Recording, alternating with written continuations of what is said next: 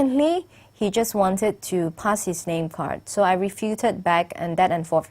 But what I'm trying to say, suddenly, as we argued along the way, he uttered something.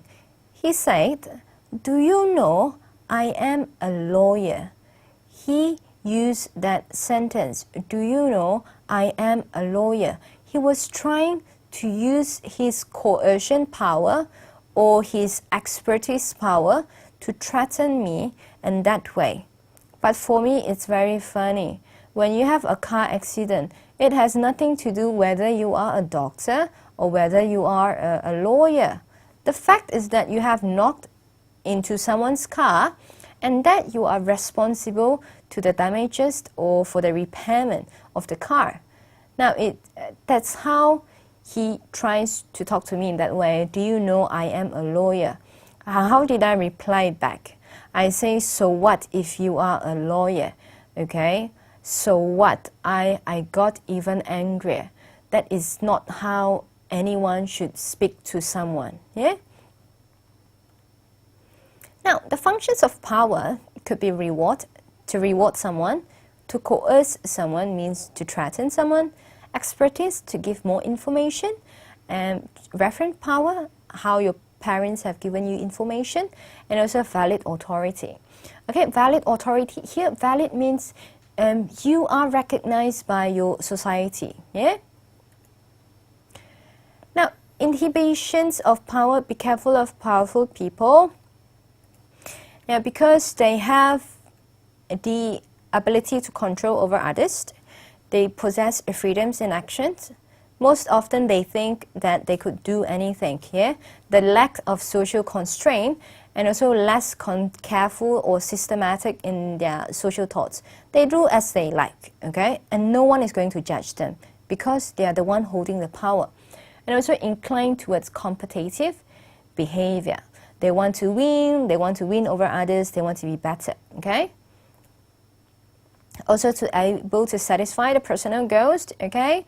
Some of the leaders that we have, sometimes I doubt leaders want to serve the society, okay? I think they want to serve themselves more than they want to serve the society. Now, thoughtlessly stereotype others and also relies on their stereotypes, okay? They belong to a bunch. When people have power, they perceive themselves as highly than other people, okay? They act in terms of, I know it all, you don't know anything. And they would have some stereotypes towards some other people, okay?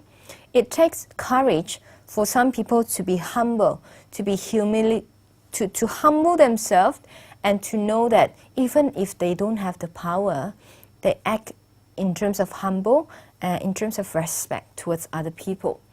Now, next one is they're inclined on touching others and approaching them closely and physically. Like Hitler, they would address his audience personally, yeah? And also sometimes they act in a direct, unpredictable, and aggressive manner, meaning they do whatever they want, okay? Now, lesser power, some people with lesser power, they have to be like you and me, you know, we don't have much power, yeah? Now, we have to be more alert and careful in social judgment. We have to be more reserved in social actions. We have to give more attention to contrasting information. And we have to restrict our posture, our facial expression, and withdraw in group interaction. Now, these are all words. We'll give an example. Now, if you go to a party or if you go to a function, okay, of your company, now, look at the difference between people with powerful positions and people with not so low positions. Now, you look at how they behave. Powerful people with high position, they walk high up and they would imagine that I own this place, I pay for the food here, I'm gonna hold the mic, I'm gonna speak whatever I want, I am the boss, everyone has to bow down to me. They are bold, they present themselves well, they are very obvious. Everyone would be looking at the boss, yeah? Now, but if you look at normal colleague, okay, that they would be more alert and they would dress their best, try not to break the dress code, and they try to be reserved, they try to just be careful with what they want to say. Okay, they try not to laugh too much. Ha ha ha. They try not to do that. Okay, they try not to sit with their legs open. They just try to sit down like this. Okay. Now this is how power makes a difference in terms of your behavior. Correct or not?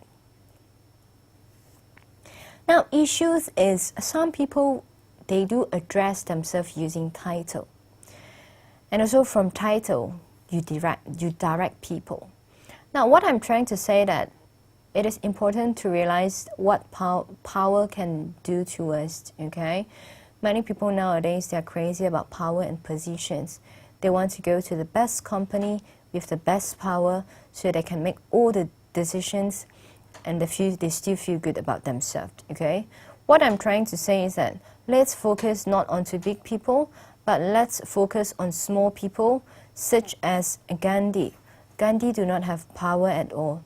What he does, he humbled himself and people respected him. He didn't address himself as I am so and so, okay? He just wanted to make a change, and that's why people respect him, okay? Some people you have never seen him before, but this is what he would say the first time he would see you. He would say, I'm the director of so and so, and I want you to do this. Now, this kind of people, they use their power to give commands unto people, and that people are afraid of them, okay? What I'm hoping from you guys is that you try not to manipulate your power that much.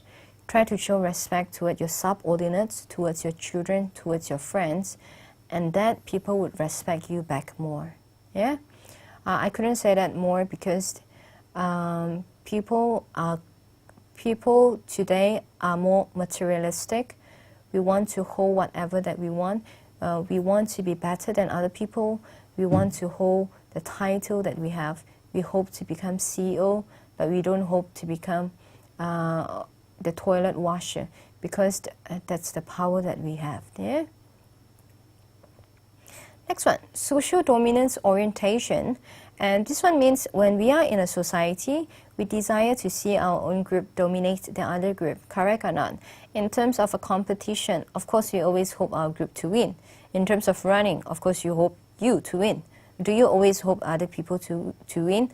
No, okay? Now, this one is more prevalent among people related to more powerful group.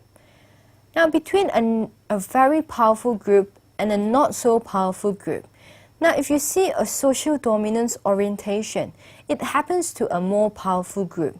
Because a more powerful group, they want themselves to excel more. They don't like to be defeated, okay?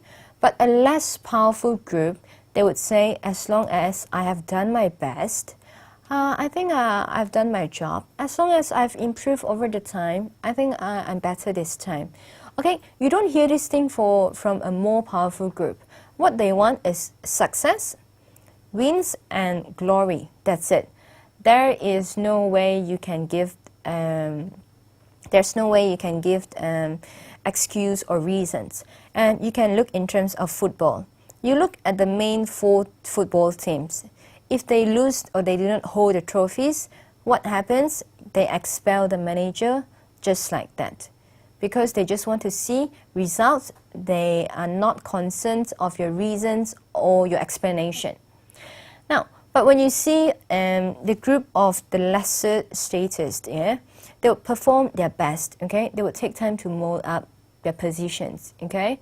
They won't say, if I fail, I didn't win the cup or the league cup, or I'm going to fire my manager. No, usually they don't say that, yeah? Next one is 6 bases of power. We have gone it through, okay? Now, obedience to power. Now, this is Milgram's obedience study. Okay, this one, this is a famous study, okay? Now, these are all participants.